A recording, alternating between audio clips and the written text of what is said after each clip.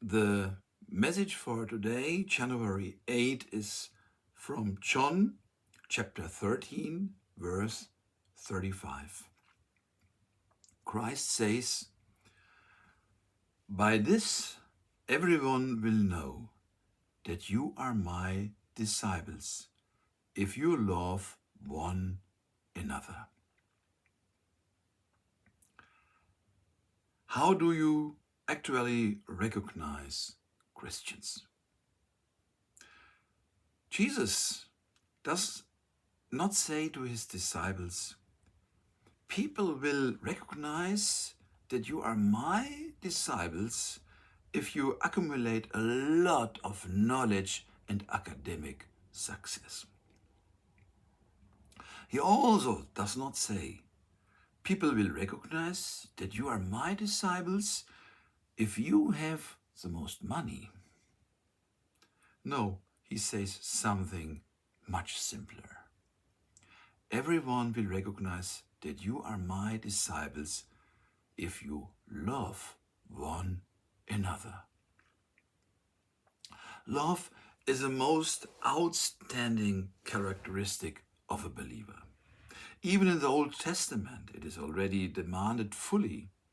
In Deuteronomy 6, verse 5, it says, "Love the Lord our God with all your heart, and with all your soul, and with all your strength." This is the so-called Shema Yisrael, which is still one of the most important prayers in Judaism today. Jesus was a Jew and he prayed this prayer. His disciples also knew it. They all were Jewish.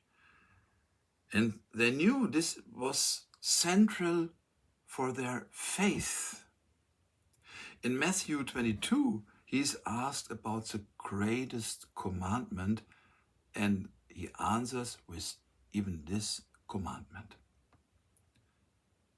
And then he says, "This is the first and greatest commandment, to love God. The second, however, is like this, or like it. Love your neighbor as yourself."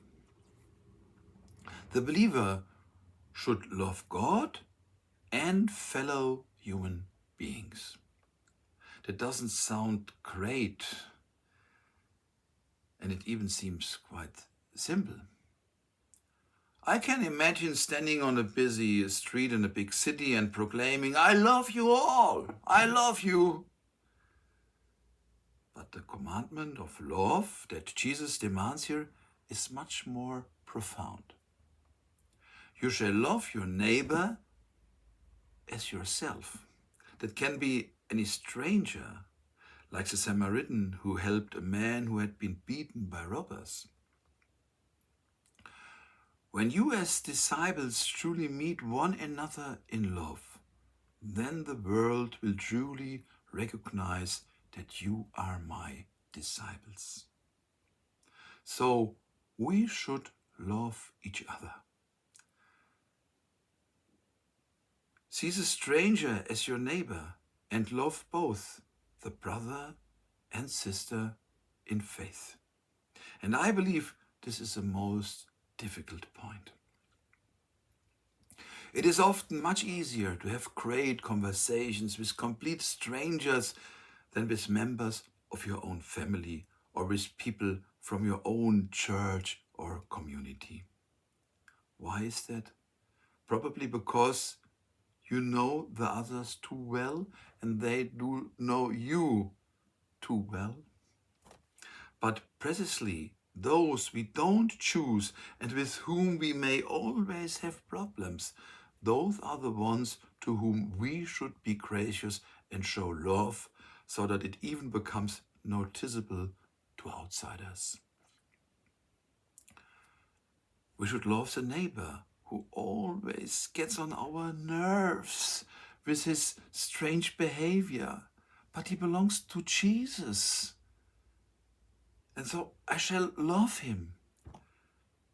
And his dog constantly messes up on my property.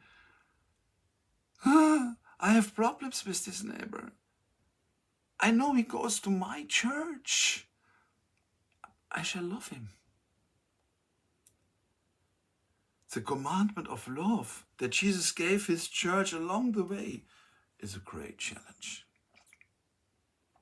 But it has always been like this.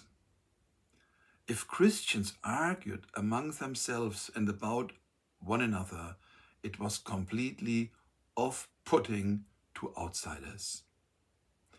But when Christians treated one another with respect and love, it was appealing to outsiders. John brings this idea to the point in 1 John 4, verse 19. He writes, "We love because he first loved us." Amen.